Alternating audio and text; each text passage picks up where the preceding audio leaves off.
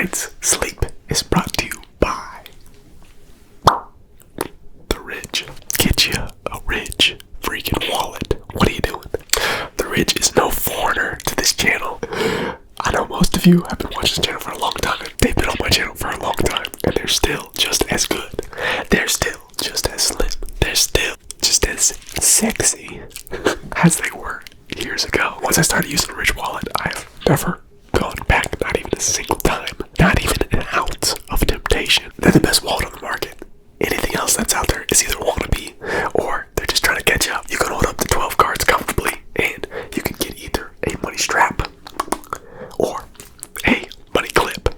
You can see here that I got the money strap along with that beautiful, beautiful high dive blue. The Ridge also has these wonderful little key cases. Say goodbye to the jingling keys. You just push, find the one you want, and voila. And I mean, good lord, look how good they look together. Match made in heaven. In all honesty, come from the bottom of my heart. Ridge Wallet's making fantastic gifts. It's a gift that somebody will be able to use every single day, and that they can love for the rest of their life, because there is a lifetime warranty behind these bad boys. So if you're interested to either grab one for yourself or grab one for your father, your brother, your brother-in-law, who knows, who cares, your boyfriend, whatever, whoever it is, go to ridge.com/sup and you can get up to 47% off. I'm talking up to 47% off for Black Friday and the Cyber Monday sales. Guys, go get yourself Ridge wallets. There's never been a better time to go get them. Now, hit that link in the description. Let's get into the video. Shoo, shoo. What's poppin'?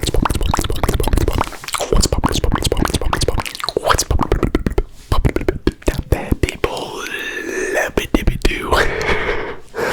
It's Fish and Whispers, and I'm back on the mics, guys. And you guys can tell that I'm still sick. I'm still feeling under the weather.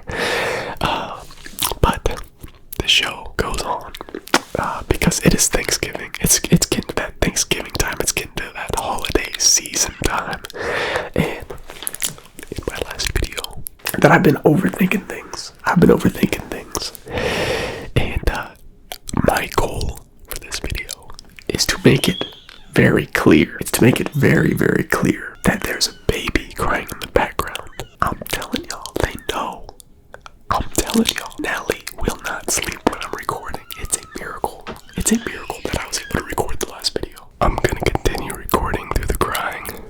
I promise I'm not neglecting my daughter. My wife is on it. She's getting her a bottle ready. And I'm gonna keep on going. But yes, my ultimate goal is to make it so that you have no doubt in your mind that Alex overthought the content of this video. So, in this video, I'm going to be talking about some of my favorite memories and traditions that I've had in my lifetime. So, when I think about some of my favorite traditions and memories, I go back to when I was about maybe 10 to 12 years old. Back to the days where we used to go to my grandpa and my grandma's house for Thanksgiving. Because my grandpa and my grandma lived out in West Virginia. And they lived on a mountain, because that is what tends to happen when you live in West Virginia. You live on a mountain, because that is all West Virginia is. Mountains. And they certainly lived out in the mountains, like they lived out in the boonies. Out the boonies. But as Paris would say, they lived out in the dune buggies. She said that the other day. We were at dinner and we were talking about moving out to the country.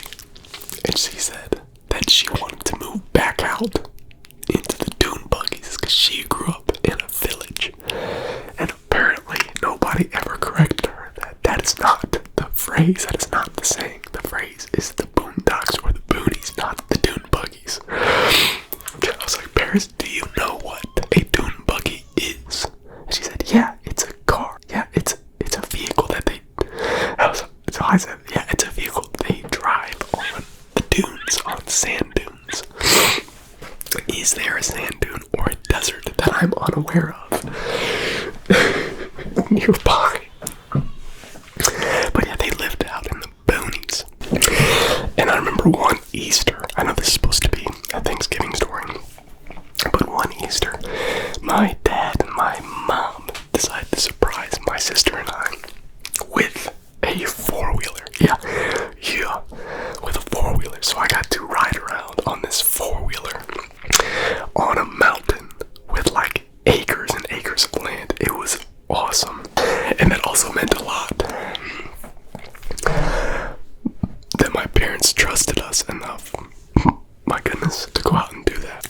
So there's something like really, really invigorating and freeing about that.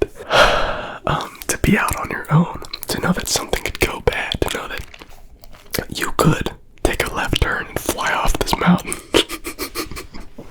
if you really wanted to. But I really, really appreciate that out of my parents. Because you gotta trust your kids at some point. You gotta let them go. And so I have just amazing, amazing memories of riding this four-wheeler around in November in West Virginia with trees galore that are orange, yellow, red, green, all the different colors, wearing hoodies and my yellow ATV helmet and goggles, and just riding around on this mountain. And I remember playing games and racing myself and doing time trials where I would count in my head as I went around the same track over and over again, trying to beat the clock. And the clock was just myself. So who knows if I was being honest or not. I think I would. Because I love rules when it comes to game. Without rules, there is no game. You gotta have rules. And if you're dishonest, then it's no fun. Especially when you're playing by yourself. And at Thanksgiving, Grandpa and Grandma's house, we would all gather around this picnic table. My grandpa and my grandma had a picnic table style table in their kitchen. And I remember walking into the kitchen one day and being traumatized. Now, I don't like using that word a lot. I feel like it's overused. Traumatized. But listen, as an 9-10-year-old boy, maybe younger, walking into your grandma elbow deep in a turkey, that does damage to a young mind. And it wasn't, it took years probably to enjoy eating turkey again. It did. But I will say I fully recovered. That Thanksgiving turkey is one of my favorite meats, especially my father's. Jalapeno Cajun turkey that he makes every year. Oh my goodness. My mom asked me this year, do you guys want turkey for Thanksgiving? Because we have many Thanksgiving dinners now, and she doesn't want to have us eat too much turkey. But it's freaking Thanksgiving. When else am I eating turkey? Especially my dad's famous jalapeno Cajun smoked turkey. My goodness, Mom, I told her that was the silliest questions he's ever asked me. But that is also one of my favorite traditions, is my father's turkey. Nowadays, we don't go to West Virginia. We have it at our own house. And one of the things that I do love, that we still do, is the post-Thanksgiving dinner Scrabble match.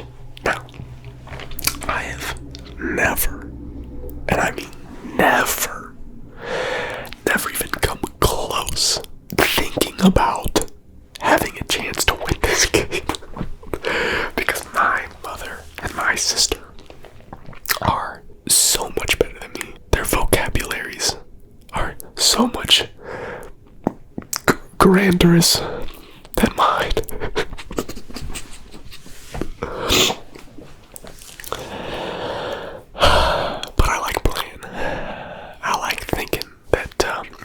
be an upset that the little guy has a chance every once in a while, though he does not. It's kind of like college football, how us MAC fans of, or fans of small teams, you know, one thing that we love deep down is that we play in the same league as Ohio State and Alabama and Georgia.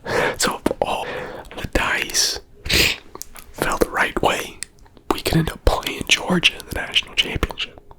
You know, we find that exciting. The possibility.